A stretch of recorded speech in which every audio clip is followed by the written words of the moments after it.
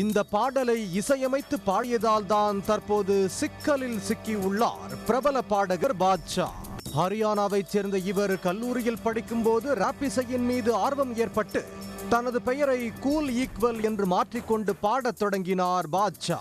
2006ஆம் ஆண்டு பிரபல பாலிவுட் பாடகர் யோயோ ஹனி சிங் தலைமையிலான மாஃபியா முண்டீர் என்ற இசைக்குழுவில் இணைந்ததன் மூலம் இவரது திரைப்பயணம் ஆரம்பித்தது. 2006-2012 காலகட்டத்தில் கூல் ஈக்வல் என்ற பெயரில் பல பாடல்களை குழுவாக இணைந்து வெளியிட்டார். 2012இல் குழுவில் இருந்து விலகி சாட்டர்டே சண்டே என்ற தனி பாடலை வெளியிட்டார். இதுவே அவருக்கு ஒரு தனி அடையாளத்தை பெற்று தந்தது.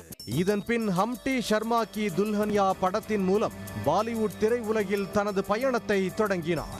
இவர் பாடிய காலா சஷ்மா பாடல் உலகளவில் மிகப்பெரிய ஹிட் ஆனது. இது போன்று பல பாடல்களை பாடி ரசிகர்களை மிகவும் கவர்ந்தவர்தான் இந்த பாட்ஷா. இந்த நிலையில்தான் அண்மையில் தத்தீரி என்ற பாடலை அவர் பாடி இசையமைத்து வெளியிட்டார்.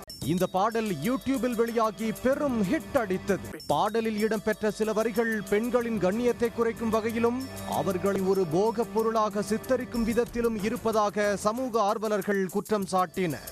குறிப்பாக பள்ளி சீருடை அணிந்த சிறுமிகள் ஆபாசமான அசைவுகளுடன் நடனமாடுவது போன்ற காட்சிகள் மற்றும் அவர்களை சுற்றி வரும் வரிகள் பெரும் சர்ச்சையை ஏற்படுத்தின.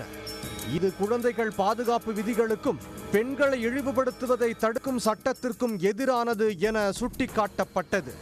பாட்ஷாவின் பல பாடல்களில் இதுபோன்ற டபுள் மீனிங் வரிகள் இருப்பது வழக்கம் என்றாலும் இந்த பாடலில் பள்ளி சூழலில் அவை பயன்படுத்தப்பட்டதுதான் நிலைமையை மோசமாக்கியது.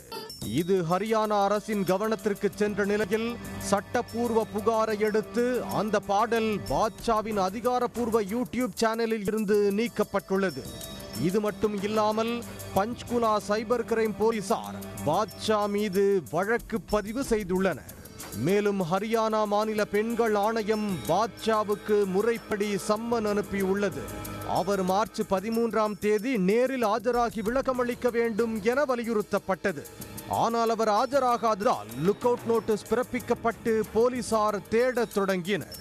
இந்த நிலையில் நேற்று போலீசில் ஆஜராகி விளக்கமளித்தார்.